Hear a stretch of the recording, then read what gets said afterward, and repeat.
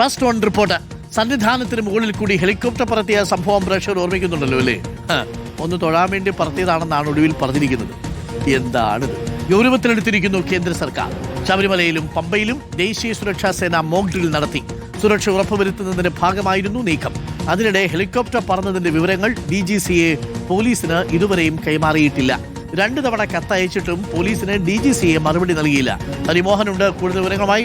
ഹരിമോഹൻ, ഒരു ഉദ്യോഗസ്ഥന്റെ അഥവാ ആ ഉദ്യോഗസ്ഥന്മാരുടെ ഒരു കുസൃതിയാണ് എന്ന് വേണമെങ്കിൽ പറയാം ഇപ്പോൾ, അല്ലെങ്കിൽ അമിതമായ താല്പര്യം മുകളിൽ നിന്ന് പിന്നെന്തോ തൊഴാനോ ഒന്ന് കാണാനോ ഒക്കെ വന്നതാണെന്നാണല്ലോ നൽകിയ വിശദീകരണം.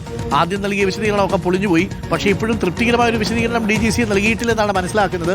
വിഷയം എന്തായാലും ഗൗരവത്തിലെടുക്കുകയാണോ കേന്ദ്ര സർക്കാർ?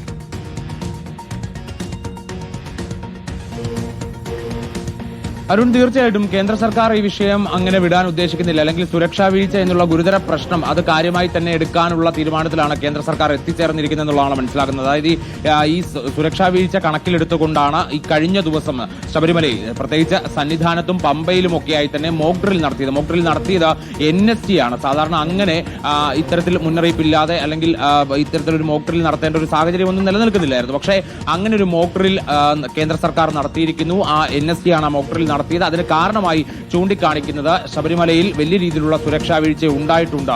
അത് ഹെലികോപ്റ്റർ സന്നിധാനത്തിന് മുകളിൽ കൂടി പറന്നതുകൊണ്ടാണ്, അല്ലെങ്കിൽ അത്രയും താഴ്ന്നു പറന്നതുകൊണ്ടാണ് ആ സുരക്ഷാ വീഴ്ച ഉണ്ടായത് എന്നുള്ള വിലയിരുത്തൽ തന്നെയാണ് ഉള്ളത്.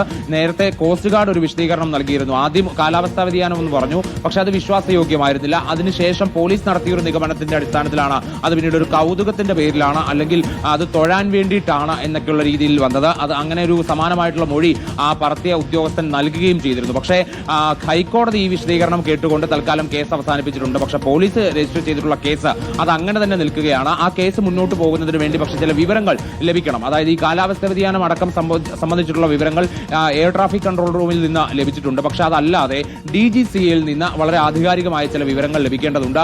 അതിന് 2 തവണയാണ് ഇതിനോടകം പോലീസ് കത്തയച്ചത്. പക്ഷേ ആ കത്തിനൊന്നും തന്നെ ഒരു മറുപടിയും ലഭിച്ചില്ല. ഏറ്റവും ഒടുവിലായി ഒരു കത്ത് കൂടി അയച്ചു. ആ കത്തിൽ പറയുന്നത് ഈ ഡേറ്റ ഒരു കാരണവശാലും ചോർന്നു പോകരുത്, അല്ലെങ്കിൽ ആ ഡേറ്റ അവിടെ നിന്ന് നഷ്ടപ്പെട്ടു പോകരുത്. അത് ഈ കേസിന് ഏറ്റവും പ്രധാനപ്പെട്ട ഒന്നാണ് എന്നുള്ളതാണ് ഏറ്റവും ഒടുവിലായി ചൂണ്ടിക്കാണിച്ചിരിക്കുന്നത്. ഇതിനെങ്കിലും മറുപടി നൽകുമോ എന്നുള്ളതാണ് നോക്കിക്കാണേണ്ടത്. ഇതിനിടയ്ക്ക് ലഭിക്കുന്ന ഒരു അനൌദ്യോഗിക വിവരം എന്ന് പറയുന്നത്, നേരത്തെ കൊച്ചി സ്ക്വാഡ്രനിലാണ് ഈ പറത്തിയ ഹെലികോപ്റ്റർ ഉണ്ടായിരുന്നത്. അത് പക്ഷേ കൊച്ചി സ്ക്വാഡ്രനിൽ നിന്ന് ചെന്നൈയിലേക്ക് മാറ്റി എന്നുള്ളൊരു വിവരം പോലീസിന് ലഭിച്ചിട്ടുണ്ട്. പക്ഷേ അവർക്കിത് സ്ഥിരീകരിക്കാൻ നിലവിൽ ഇതേവരെ സാധിച്ചിട്ടില്ല. ഇതുമായി ബന്ധപ്പെട്ടുകൊണ്ട് കോസ്റ്റ് ഗാർഡിനോട് അവർ ഈ വിഷയത്തിൽ സംസാരിക്കുന്നുണ്ട്. പക്ഷേ അത് സ്വാഭാവികമായിട്ട് അത്തരത്തിലുള്ള മാറ്റങ്ങളൊക്കെ വരുന്നതാണ് എന്നുള്ളതാണ് ഈ കോസ്റ്റ് ഗാർഡ് വൃത്തങ്ങളിൽ നിന്ന് ലഭിക്കുന്ന മറുപടി. പക്ഷേ അങ്ങനെയൊന്നും മാറ്റിയിട്ടുണ്ടെങ്കിൽ പോലീസിനെ സംബന്ധിച്ച് അതൊരു വലിയ വെല്ലുവിളിയാകും. ഈ കേസ് എങ്ങനെ അവസാനിപ്പിക്കണം എന്നുള്ളതിനെക്കുറിച്ച് പോലീസ് വിശദമായിട്ട് ആലോചിച്ചുകൊണ്ടിരിക്കുകയാണ്. അത് DGCAയിൽ നിന്ന് ലഭിക്കുന്ന വിവരങ്ങൾ കൂടി അടിസ്ഥാനപ്പെടുത്തിയായിരിക്കും ആ കേസ് തുടർന്ന് എങ്ങനെ മുന്നോട്ട് കൊണ്ടുപോകണം എന്നുള്ള കാര്യം ആലോചിക്കുകയുള്ളൂ. എന്തായാലും കോസ്റ്റ് ഗാർഡിൽ നിന്ന് കൂടി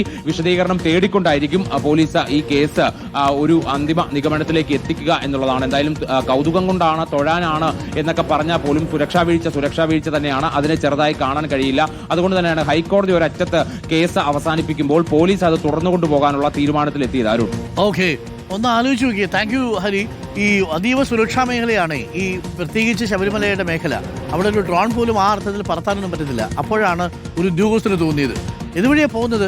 അത് നമ്മുടെ പത്തനംതിട്ട ശബരിമല റാന്നി ആ ഭാഗത്തുള്ള പോകുന്നു. ഒന്ന് വഴിതിരിച്ചു വിട്ടാൽ നമുക്ക് ശബരിമല പോയി ഒന്ന് തൊഴുതിട്ടും കൂടെ പോകാം.